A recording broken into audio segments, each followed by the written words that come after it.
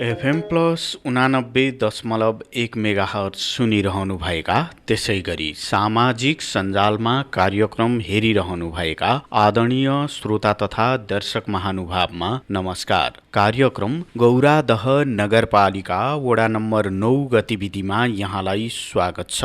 उपस्थित भएको छु म युवराज भट्टराई भने प्राविधिक पाटोमा रहेर प्रविधि संयोजन प्राविधिक मित्रहरू मन्जु डाँगी सकेन्द्र ताजपुरिया त्यसै गरी दिपेश किशोर भट्टराईले गरिरहनु भएको छ।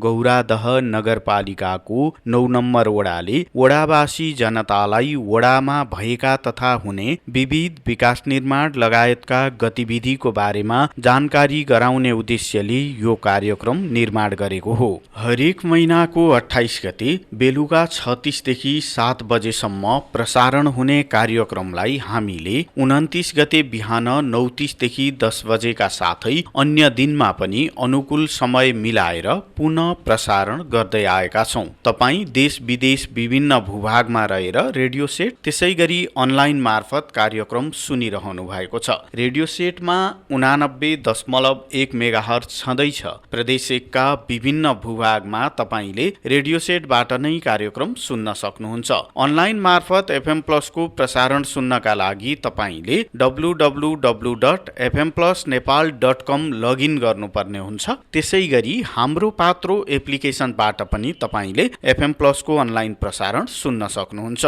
यहाँहरूको सुविधाका लागि हामीले सामाजिक सञ्जालबाट पनि कार्यक्रमलाई प्रसारण गर्दै आएका छौं। सामाजिक सञ्जालमा प्रसारण गरिएको भिडियो प्रविधिको कार्यक्रम हेर्न तपाईले हाम्रो Facebook page FM plus 89.1 megahertz Gauradaha Jhapa त्यसै गरी युट्युब च्यानल टिभी प्लस नेपालमा जानुपर्ने हुन्छ। यो त भयो कार्यक्रमसम्मको पहुँच सम्बन्धको जानकारी। अब विषयवस्तुको कुरा गरौं। विषयवस्तुको कुरा गर्दा यसपालिको कार्यक्रम पनि हामीले गौरादह 9 का पछिल्ला गतिविधिमा केन्द्रित रहेर निर्माण गरेका छौं। वडा अध्यक्ष सीताराम भट्टराईले वडाका विभिन्न गतिविधिको बारेमा जानकारी गराउनु भएको छ। सुरुमा वडा अध्यक्षज्यूले कार्तिकमा आएको अविरल वर्षा र हावाहुरीले भएको क्षतिको विवरण संकलनका निमित्त पुनः दोहोर्याएर फर्म भर्ने काम भइरहेको सन्दर्भमा जानकारी गराउनु भएको छ। कार्यविधिका कारणले पनि कतिपय डकुमेन्टहरू अपुरो हुने अवस्था आएको कारणले पुनः यो काम गरिएको हो। अब यो विषयमा जानकारी गराउँदै हुनुहुन्छ वडा अध्यक्ष सीताराम भट्टराई। नमस्कार। हामीहरूको यो कार्तिक महिनामा बेमौसमी पानीका कारणले हाम्रा सबै नगरभित्रका किसानहरूको बाली मुखमा आइपुगेको बाली धान डुब्ने, बाढीले छोप्ने, काँचो धान लड्ने, फुल झार्ने लगायतका विभिन्न घटनाक्रमहरू भएको कुरा सबै नगरवासी दाजुभाइ तथा दिदीबहिनीहरू सबैलाई जानकारी भएकै विषयवस्तुहरू हो। र जतिखेर घटना घट्यो त्यतिखेरै हामीले हाम्रो कृषि शाखा तथा नगरपालिकालाई जानकारी गरायौँ। नगरपालिकाले हाम्रो दैवी प्रकोप प्रमुख जिल्ला अधिकारीको कार्यालय लगायत कृषि शाखाहरूलाई पनि जानकारी गराएकै विषयवस्तुहरू हो। र जे जति किसानहरूको क्षति भएको थियो त्यसलाई चाहिँ विशेषतः सहयोग त हामीले प्राप्त गर्न सकेनौँ, जुन यथोचित रूपमा हुनु पर्थ्यो। कृषि शाखाबाट, दैवी प्रकोप शाखाबाट, फेरि पनि एउटा जनप्रतिनिधिहरूकै माध्यमद्वारा आफ्नै वडाका कर्मचारीहरूलाई माध्यम बनाएर एउटा स्वयंसेवक भाइ, कृषि शाखा मार्फत एउटा स्वयंसेवक भाइलाई माध्यम बनाएर हाम्रो बैगुन्द्रामा गौरादह नगरपालिका वार्ड नम्बर 9 मा करिबन 1200 किसानहरूको एउटा तथ्याङ्क कलेक्सन गर्ने कामहरू हामीले सोही समयमा गरेर नगरपालिका पठाएको विषयवस्तु म यहाँ जानकारी गराउन चाहन्छु। र अब त्यसका सन्दर्भमा अब जुन किसानहरूको क्षति भयो त्यो क्षतिको बारेमा दिनुपर्ने राहत दिलाउने बारेमा अब यसमा रह्यो हाम्रो नगरपालिकाको बसको कुरा रहेन। धेरै किसान साथीभाइहरूको क्षति थियो। अब यसलाई चाहिँ राज्यले नै पोलिसी बनाएर गर्नुपर्ने विषयवस्तु हुँदै गर्दा अब राज्य भनेको को त भन्दै गर्दा त्यो देशको चाहिँ सरकार, अब सरकारको क्याबिनेटबाट डिसिजन गरेर आउने क्रममा आज भर्खरै मङ्सिर पुस 2 गतेको कुरा थियो होला। त्यस पछाडि जुन ढङ्गले कार्यविधि आउनु पर्थ्यो प्रष्ट ढङ्गले कार्यविधि पनि आएन। अपुरो कार्यविधिका कारणले गौरादह नगरपालिका वार्ड नम्बर 9 मा यहाँबाट खटाइएको कर्मचारीले चाहिँ कार्यविधिमा अपुरो भन्नाले अब धनीपूर्जा मागियो, जुन किसानको क्षति भएको थियो पहिलेको विवरण त्यहाँ हामीले राखिदिएको थियो अनि नागरिकताको फोटोकपी बस माग्यो, त्यही किसानले दिएर गए। तर त्यसलाई दिनुपर्ने थियो अनुसूची 1, अनुसूची 2, अनुसूची 3 बमोजिमका कागजपत्रहरू। ती कागजपत्रहरूमध्ये ब्याङ्कमा खाता खोलेको हुनुपर्ने, सो मानिसको नाममा जसको नाममा जग्गा छ सो मानिसले खाता पनि खोल्नुपर्ने, जो मानिसको नाममा जग्गा छैन अद्याबट्टी गरेको हो ऊ मानिसले सम्बन्धित जग्गा धनीको नागरिकता धनीपूर्जा जुटाउनु पर्ने, कसैले लिजमा लिएको हो लिजको एग्रिमेन्ट पेपर चाहिँ त्यहाँ बनेको हुनुपर्ने। यी अनेकन प्रकारका कार्यविधि भित्रका कठिनाइका कुराहरू थिए। ती सबै कुराहरू एकैचोटि नगर्दै गर्दा गौरादह नगरपालिका 9 नम्बरमा चाहिँ दोहोरो भर्नुपर्ने कन्डिसन भयो। हिजो मात्रै म आफूले त असरल डकुमेन्ट्स एउटा धनीपूर्जा दिएको छ, एउटा नागरिकताको फोटोकपी छ, त्यो पनि अब 9वटा टोलका चाहिँ साथीभाइहरू खोजेको गर्नुहुन्छ, त्यही भिड त्यही छ। म आफू स्वयंले ती 9वटा वडाका ती डकुमेन्ट्स टोलका डकुमेन्ट्सहरूलाई फेरि त्यहाँ मेरो आफ्नो स्टाफ जनप्रतिनिधि सहित बसेर टोल नम्बर 1 देखि 9 सम्मका डकुमेन्ट्सहरूलाई छुट्टै पारेर म आफैले मेरा अनि जनप्रतिनिधि कर्मचारी साथीलाई 7, 8, 9 को त मैले टोल विकास संस्थाका अध्यक्षज्यू मार्फत यो अपुरो भयो, कार्यविधि अनुसार चाहिँ यो भएको रहेनछ, म त्यतिखेर थिइनँ, यो हाम्रो वडाभित्रको यो बसको विषयवस्तु थिएन, कार्यविधि नै पछाडि थपिएर सुधारिएर आएको रहेछ भन्ने दिशातर्फ मैले गएर ती डकुमेन्ट्सहरू पुर्याएर टोल विकास संस्थाका अध्यक्षज्यूहरूलाई अनुरोध गरेर अनि फेरि उहाँले चाहिँ ती प्रत्येक आफ्ना टोलका किसानलाई त्यो नागरिकता र धनीपूर्जा जिम्मा दिने काम गर्नुभयो।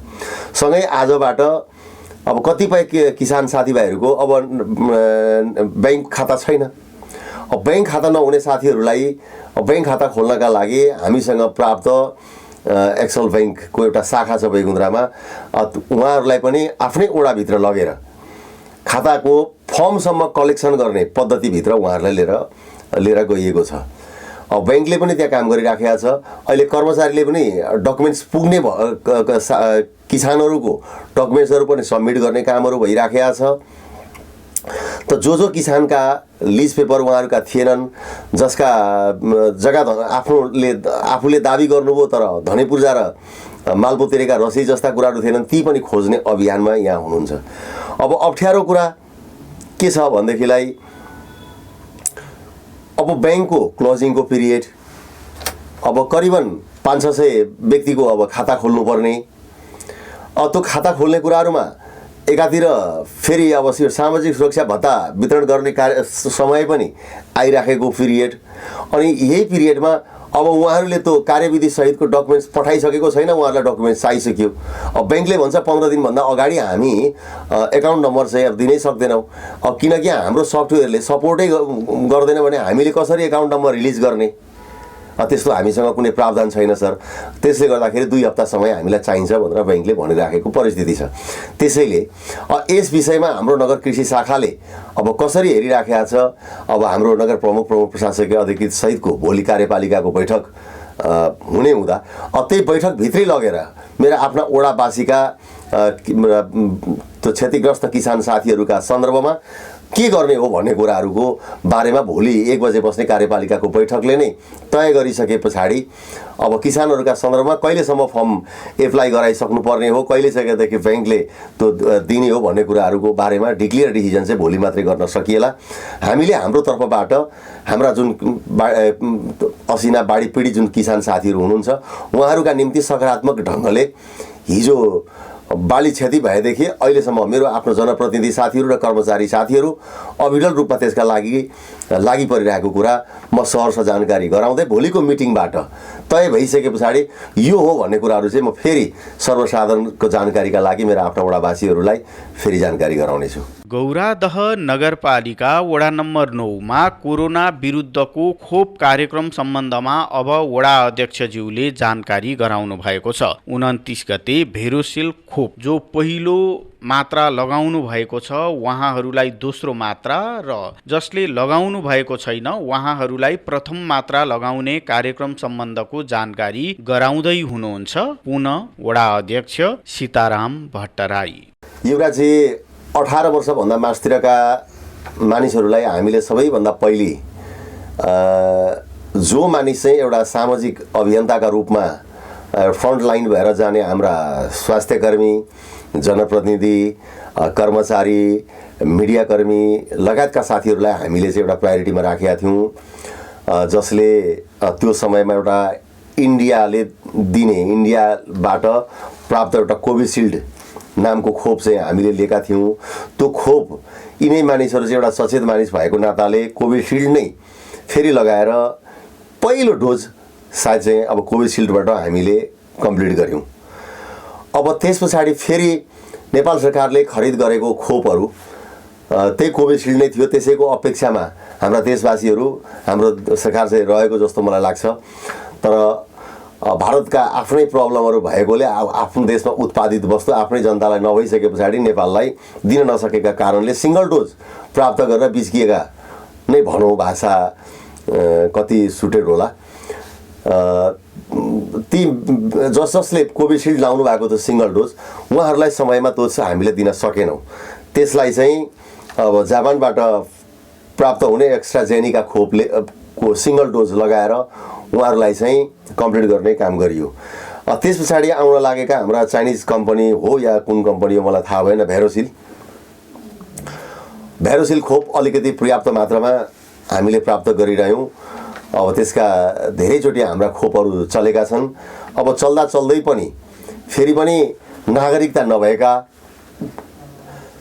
फेरि पनि अब त्यो कम्युनिकेसनबाट एकदमै पर रहेका, अब यो कोरोनाकै बारेमा हामीले यति धेरै अवेरनेसका कार्यक्रम गर्दा गर्दै पनि छुट्नुभएका, देश विदेशमा रहनुभएका केही व्यक्तिहरू फेरि पनि रहेकोले यही भोलि 29 गते 10:30 बजे पछाडि हाम्रो वडा कार्यालयमा हाम्रो स्वास्थ्य केन्द्रमा भ्यारोसिल खोप प्रथम डोज लिनु नै भएको छैन भने उहाँलाई प्रथम डोज र जसले सेकेन्ड डोज लिन बाँकी हुनुहुन्छ सर्वसाधारण सबैका जानकारीका लागि हामीले हाम्रो स्वास्थ्य केन्द्र मार्फत हाम्रो वडाको पेज मार्फत पनि हामीले जानकारी गराएका छौँ भने आजको यो प्रत्यक्ष कार्यक्रमका मार्फतबाट पनि मेरा आफ्ना वडावासी दाजुभाइ दिदीबहिनीहरूलाई भोलि हाम्रो भ्यारोसिलको खोप पहिलो डोज नलिनु हुनेलाई पहिलो डोज र दोस्रो डोज लिन छुट्नु भएकालाई फेरि त्यहाँ समावेश हुन हार्दिक अनुरोध पनि गर्दछु।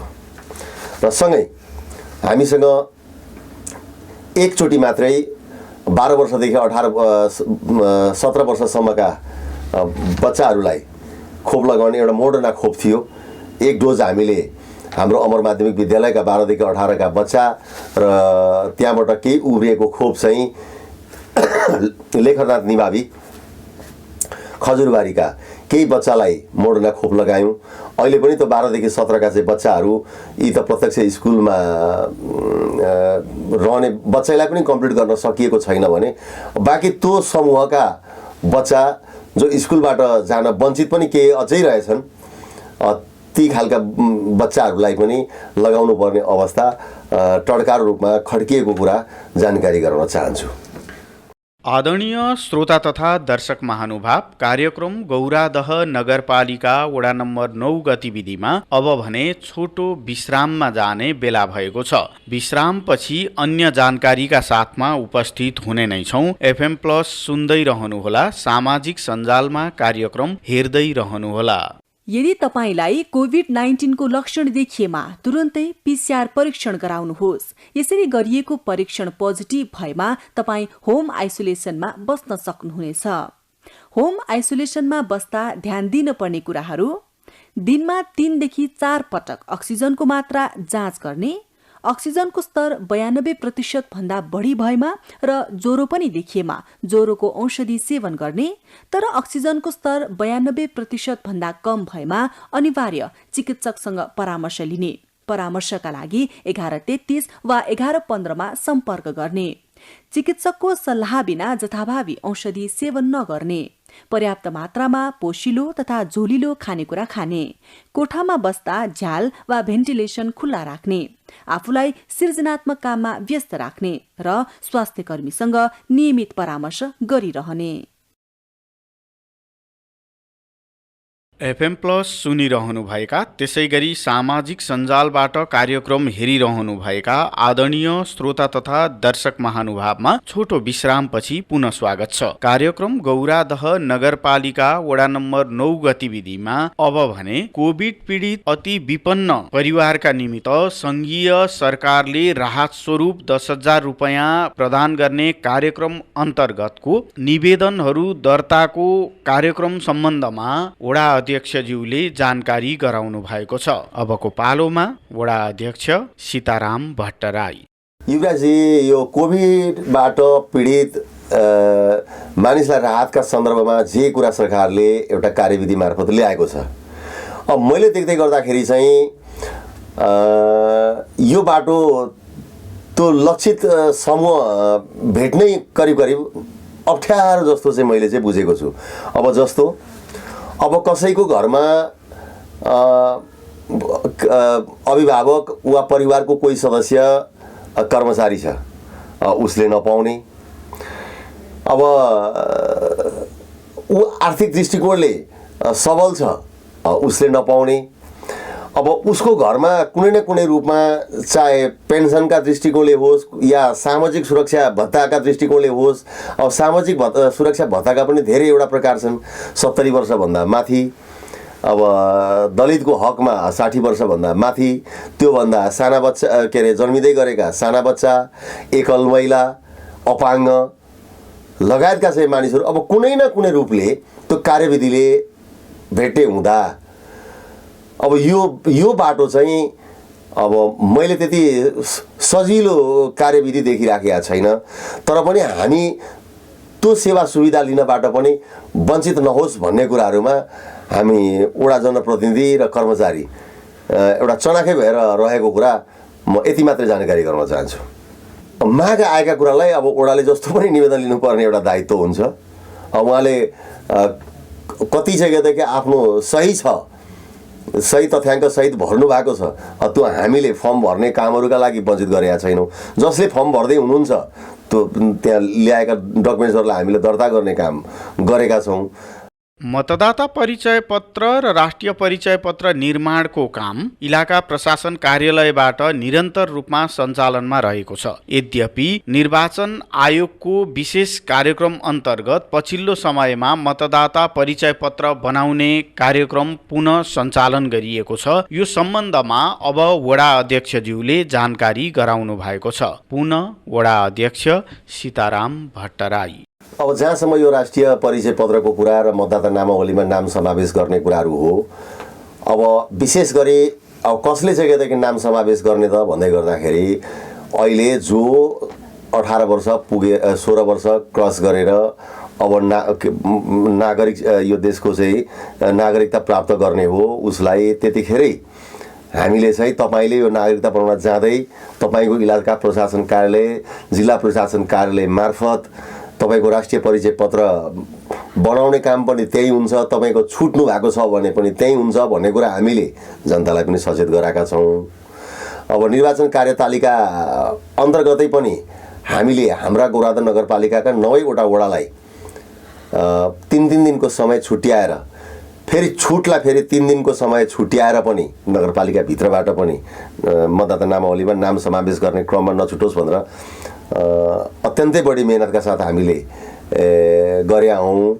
अब त्यति गर्दा गर्दै पनि अब छुट्नु भएको छ भने अहिले पनि हामी सर्वसाधारणलाई अनुरोध गर्छौँ, कमसेकम हाम्रो क्षेत्रको इलाका प्रशासन कार्यालय गौरीगञ्ज हो, गौरीगञ्जमा गएर अहिले पनि तपाईहरूको मतदाता नामावलीमा नाम समावेश गर्ने क्रममा वा राष्ट्रिय परिचय पत्र बनाउने क्रममा तपाईँ छुट हुनु भएको छ भने त्यो सुविधा अहिले पनि त्यहाँबाट लिन सक्ने कुराहरू चाहिँ म यहाँहरू यही कार्यक्रम मार्फत जानकारी गराउन चाहन्छु। गौरादह नगरपालिका वडा नम्बर 9ले सुरक्षा तथा प्रविधिलाई पनि प्राथमिकतामा राखेर यसपालि बजेट विनियोजन गरेको छ। सीसी क्यामेरा जडान गर्नेदेखि फ्री वाइफाई लगायतका कार्यक्रमको विषयमा अब वडा अध्यक्षज्यूले जानकारी गराउनु भएको छ। पुनः वडा अध्यक्ष सीताराम भट्टराई। होइन, हामीले सीसी क्यामेरा, फ्री वाइफाई जस्ता कार्यक्रमहरू चाहिँ अलिकति जहाँनिर एउटा ग्यादरिङ हुन्छ, हाम्रो बैगुन्द्रा बजार, मिलन चोक, झमक चोक, प्रवीण फलाइचा, पुष्पाञ्जली चोक लगायतका अलिकति जमघट हुने ठाउँहरूमा चाहिँ त्यहाँ सकेसम्म हाम्रै वडा भित्रको बजेटबाट फ्री वाइफाई जडान तथा सञ्चालनका लागि 1 लाख, अब इन्टरनेटको तार जहाँसम्म सबै त्यो दूरदराजसम्म यी विभिन्न खालका सङ्घ संस्थाहरूले काम गर्नुभएको छ, जहाँ बढी जनताको बाहुल्यता छ त्यहाँ पुगिराखेको छ। अब त्यो दूरदराजका ठाउँमा अहिले पनि त्यो नेट तारहरू नपुगेकोले ती ठाउँ पनि नछुटोस् भन्नका निम्ति त्यस्ता सङ्घ संस्थाहरूसँग साझेदारीका लागि हामीले 2 लाख रुपियाँ त्यहाँ पनि हामीले राखिदिएका छौँ। त्यस्तै बैगुन्द्रा बजार, झमक चोक जस्ता पोइन्टेड ठाउँहरूलाई सीसी क्यामेराका लागि पनि हामीले चाहिँ बजेट छुट्याएका छौँ।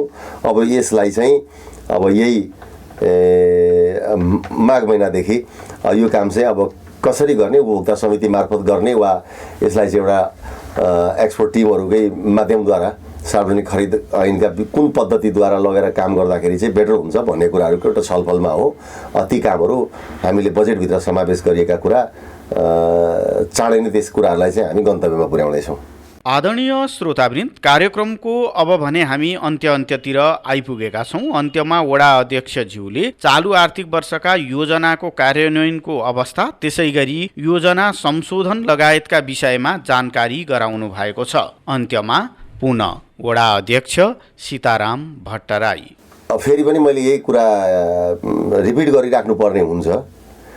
अहिले विशेषतः हामीहरूको असार मसान्तमा भित्रमा हामीले चाहिँ बजेट निर्माण गरिसक्ने अर्थात् हामीहरूको नगर परिषद सम्पन्न गर्ने कुराहरू हो।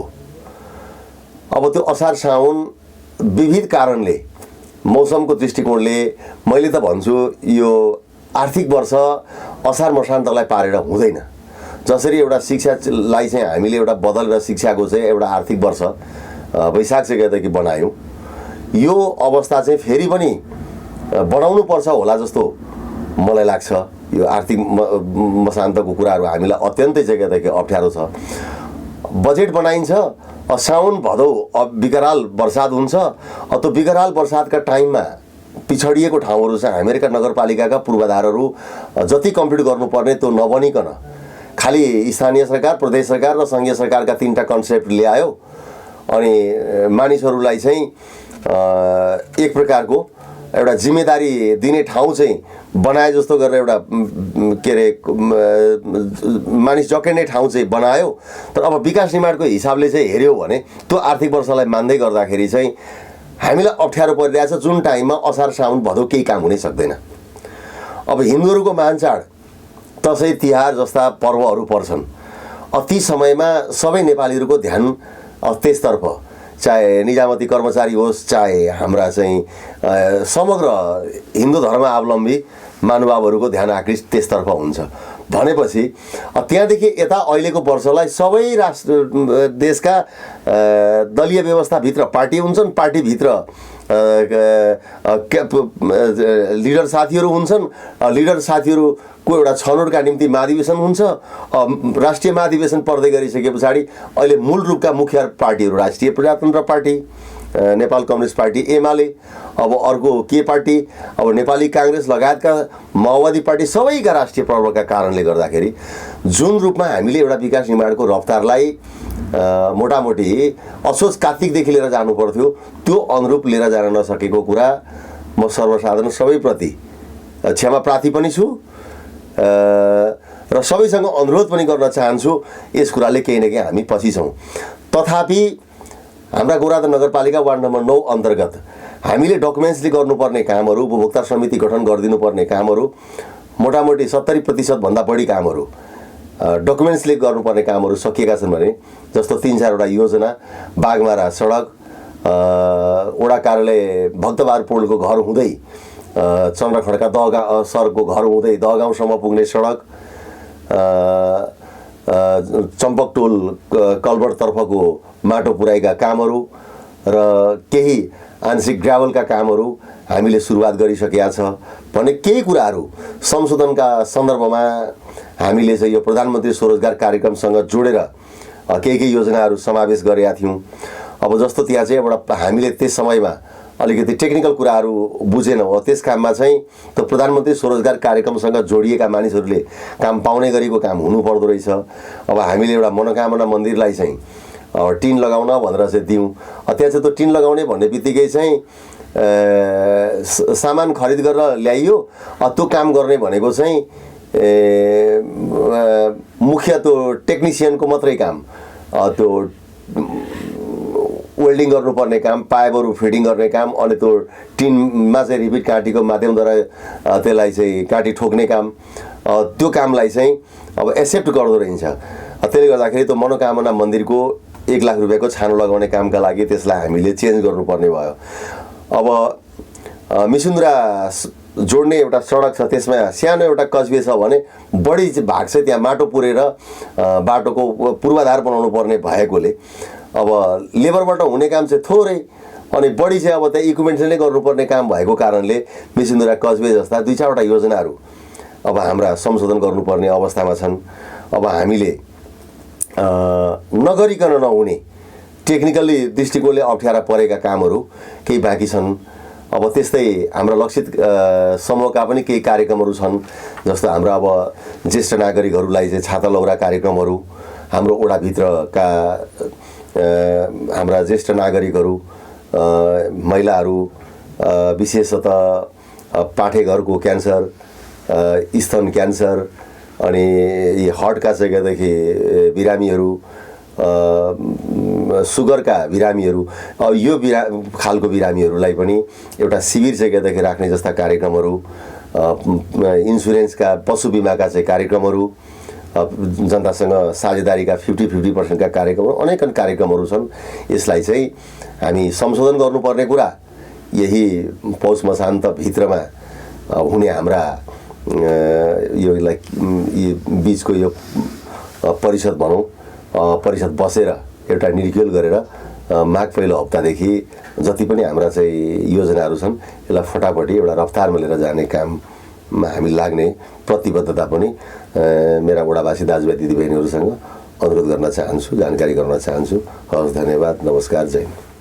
वडा अध्यक्षज्यूले गराउनुभएका यिनै जानकारीसँगै कार्यक्रमबाट अब भने हामीले बिदा माग्नुपर्ने बेला भएको छ। तपाईलाई यो पौष महिनाको गौरादह नगरपालिका वडा नम्बर 9 गतिविधि कार्यक्रम कस्तो लाग्यो प्रतिक्रिया दिन नभुल्नुहोला, जसका लागि हाम्रो स्टुडियोको टेलिफोन नम्बर 023 480 055 सदैव खुल्ला छ। प्राविधिक पाटोमा रहेर प्रविधि संयोजन गर्नुहुने प्राविधिक मित्रहरू मन्जु डाँगी, सकेन्द्र ताजपुरिया, त्यसै गरी दिपेश किशोर भट्टराईलाई धन्यवाद दिँदै म युवराज भट्टराई अर्को दिन अर्को वडाको गतिविधिका साथमा हाजिर हुने बाचा सहित बिदा माग्छु। FM+ सुन्दै रहनुहोला। हवस् त, नमस्कार।